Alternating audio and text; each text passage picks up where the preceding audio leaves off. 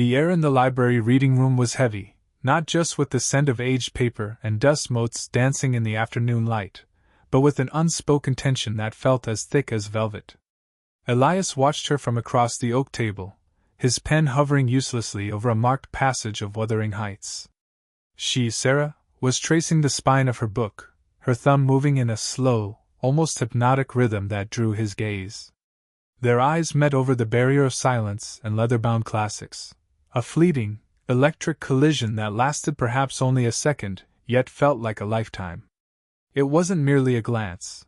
It was an interrogation, a sudden, blinding recognition of something primal and irrevocably shared, a history written in a future they both feared. He remembered the first time he'd felt it, a hand brushing the small of his back as they reached for the same worn copy of Yeats at a bookstall 2 years ago. Even through the thin cotton of his shirt, that casual, accidental touch had felt like a brand, searing away the careful boundaries he'd built around his life. They were two people tethered by a connection they could never acknowledge, not here, not now, perhaps not ever. Sarah had a life, a respectable path, a fiancé whose name was spoken in hushed, admiring tones, and Elias had his own ghosts, his own commitments that were just as solid, just as binding. Yet, every time their paths crossed, the meticulously constructed foundations of their separate worlds shuddered.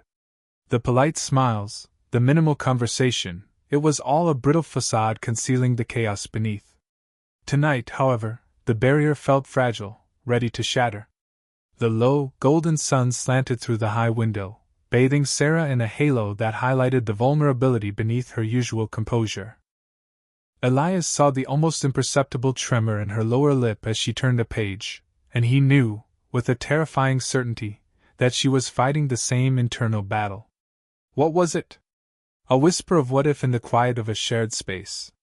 A defiant, inconvenient surge of passion that threatened to undo everything they were supposed to be? They were standing on the precipice of a choice, a forbidden territory that promised everything and demanded an unbearable price.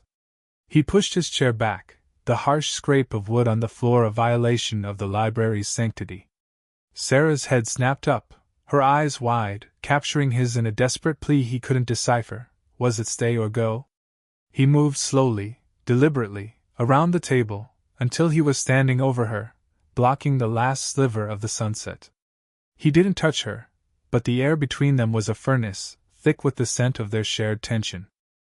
He simply lowered his head, his voice a low, gravelly rasp meant only for her ears. I can't look at you like this anymore," he confessed. Sarah didn't move, only closed her eyes, and as her long lashes fluttered against her cheek, a single tear tracked a glistening path down her face, and my heart that started beating only for her. The silence that followed Elias's raw confession was a living thing, heavy and consuming, pressing the air from Sarah's lungs. She kept her eyes shut, clinging to the darkness behind her lids as if it could shield her from the devastating honesty in his voice. The tears she'd shed felt hot and shameful against her cheek. She was a woman who prided herself on control, on the orderly geometry of her life, and his presence was the sudden, chaotic force that fractured it all. When she finally opened her eyes, meeting his gaze that was inches from her own, the world outside the library, her commitments, his past, ceased to exist.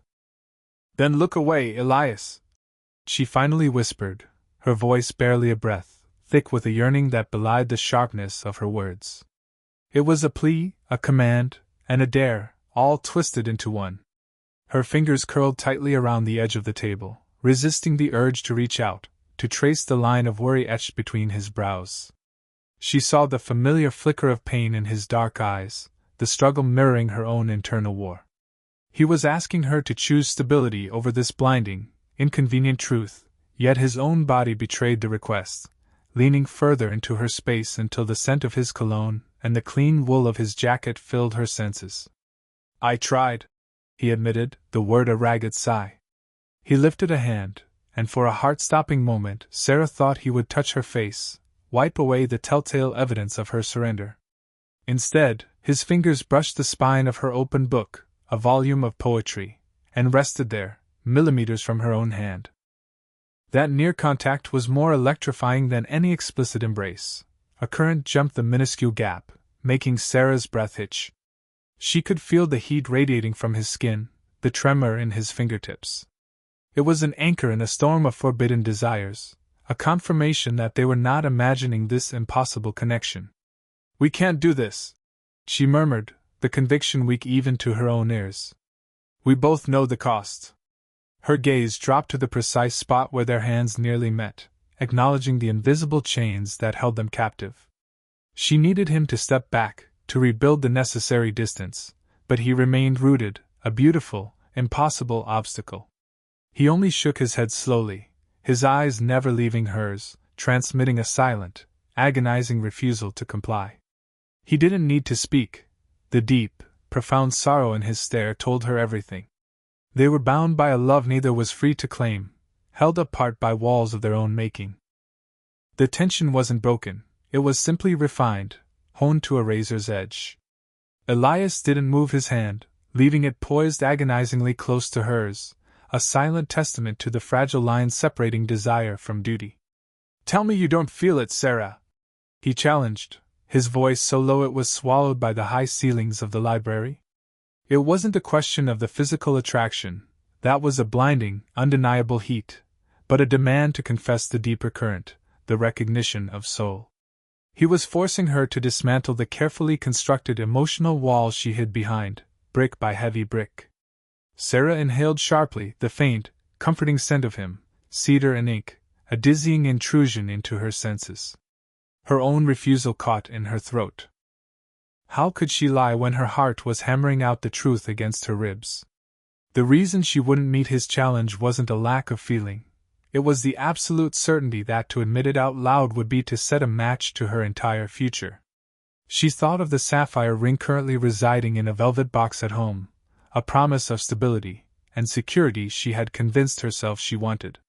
"It doesn't matter what I feel," she whispered, the lie a bitter taste on her tongue. Her hand finally moved, pulling back from the table's edge, creating a small, necessary retreat. The sudden vacuum of the space where their hands nearly touched was more painful than any collision could have been. It was the space of their shared secret, the gap between what is and what should be. Elias's jaw tightened, his gaze searching hers, reading the conflict that raged beneath her practiced composure. He saw the retreat, but he understood the reason. He knew about the engagement, about the respectable, unwavering life she was building. He also knew his own burdens, a family responsibility, a history of sacrifice that dictated his path was one of solitude, not stolen moments. This desire, this fierce, illogical need for her, was a beautiful, dangerous indulgence they couldn't afford. He lowered his head, a single, dark lock of hair falling forward, and for a fleeting instant, she thought he might finally close the distance, might shatter their control. The air thinned, their breaths sinking in the suffocating heat of the moment. Then, with a visible effort that cost him dearly, he pulled back, straightening his posture.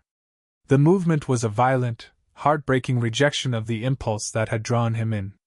He had chosen the wall over the window, the pain of separation over the destruction of their worlds. The tension was now a heavy, leaden weight of longing, unsated and intensified. The moment Elias pulled back, a suffocating coldness replaced the furnace heat between them. It wasn't relief, it was the sharp, bitter agony of deliberate deprivation. He turned slightly, as if to walk away, yet his feet remained anchored to the spot, a prisoner of her proximity. He was fighting a war on two fronts, against the impossible pull she exerted, and against the crushing weight of his own conscience. "I tried telling myself it was just the intensity of the moment," he murmured, his voice now barely audible, rougher than before. "That it was the quiet, the books, the shared interest. That I was just lonely." He turned his head just enough to catch her eye, and the raw vulnerability in his expression was a devastating new weapon. "But it's you, Sarah. It has always been you." This was the confession that shattered her remaining defenses. It wasn't the heat of a glance, or the accident of a touch, it was the admission of a permanent, soul-deep fixation. Sarah's carefully constructed composure dissolved.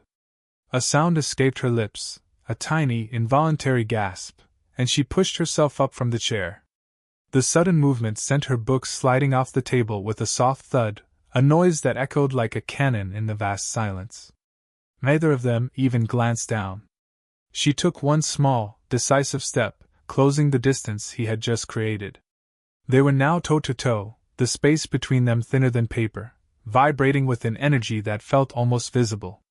Her chin lifted, her breath catching in her throat as she searched his face, her eyes wide with a desperate, fierce longing she could no longer hide. She saw the question, the plea, and the despair swirling in his dark gaze. Then she did it. She raised her hand slowly, deliberately, her fingers trembling until they finally, softly, settled against the rigid line of his jaw. The contact was a single, gentle spark that instantly ignited the tinderbox of their shared tension. His skin was warm, slightly rough.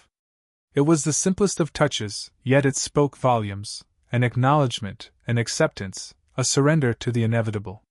Elias's eyes fluttered shut at the sensation, a soft groan barely escaping his lips as he leaned infinitesimally into her palm, drinking in the forbidden comfort.